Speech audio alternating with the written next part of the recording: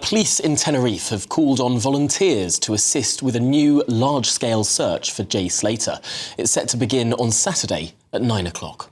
Meanwhile, the mother of the missing teenager says some of the money raised by a crowdfunding appeal will be withdrawn to help with the search. So far, the appeal has raised over £40,000. Let's get a bit more now from our GBNews reporter, Charlie Peters. Charlie, thank you so much for joining us. Absolutely. So this operation is now reaching its 12th day. It's been particularly intense since the mountain rescue teams were organised last Tuesday. And the Civil Guard in Tenerife have released a statement in the last couple of hours saying that they are preparing and coordinating a large search operation to find the British young man missing in the town of Masca. They go on to say that we are requesting collaboration of all volunteer associations, the Civil Protection, Fire Department, and including private experts in the difficult search. It will begin on Saturday, 29th of June at 9 a.m. And they said that due to the disappearance of Jay Slater on the 17th, they are going to conduct this massive search operation. So expanding the remit beyond those mountain rescue teams into a broader volunteer-led operation. As we know, plenty of volunteers have already been stuck in on this search. Many since the middle of last week, many people flying out quite soon after when the family sent out an appeal. Now, the Civil Guard said that the massive search will begin on Saturday. They've got a meeting point in place, but they did say that considering that this is difficult and rocky terrain with several cliffs, mountains and other conditions to engage with, there is going to be a particular stress on this search that they're launching tomorrow. They are calling in for people who are able to conduct that sort of operation. I think that's worth noting because a couple of days ago, we did know that the Civil Guard were conducting that mountain rescue and they bumped into a Scotsman who had gotten lost for a few hours. This is treacherous terrain. It is barren, it's unforgiving, but it's also extremely mountainous. It's very easy to get lost in one of those ravines. And yesterday we saw the civil rescue teams moving away from the bottom of those valleys, starting to look inside caves, possible areas where Jay Slater may have looked for some shelter.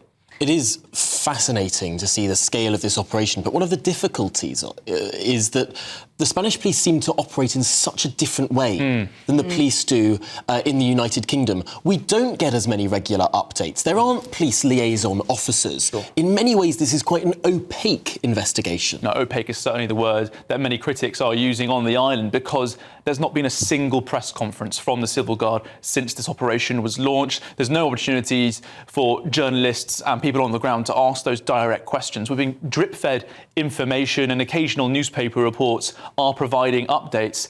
You're only able really to judge the Civil Guard's mountain rescue teams based on what you can see them doing. And so there was an understanding that the procedure and the tactics for this rescue had shifted when so many convoys, and we believe that there are 4 units on the ground, moved away from those ravines, and the sniffer dogs brought in from Madrid, helicopters and drones started to shift further up some of those mountainous areas from the depth of the valley in the rural Deteno area, which is about 36 miles north of where Jay Slater was on Saturday and Sunday, so the 16th of June, when he was last seen partying on the south of the island. So it is opaque, and as a consequence, a lot of people have flown in to try and support in their own way. A third-party investigator brought in by the family is now on the island. He said that more lines of inquiry are open. He's considering the criminal underworld on the island. He's also saying that they need to speak to the 2 British men that Jay Slater stayed with on the night of the 16th of June, who have now returned to Britain.